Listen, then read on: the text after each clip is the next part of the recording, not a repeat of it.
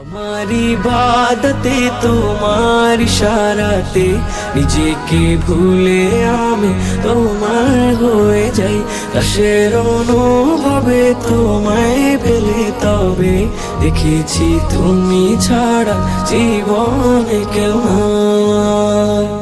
আমার দুনিয়াতে সকল প্রয়োজনে, আমার দুনিয়াতে সকল প্রয়োজনে আমি শুধু তোমাকে চাই। আমার ইবাদতে তোমার ইশারাতে নিজেকে ভুলে আমি তোমার হয়ে যাই।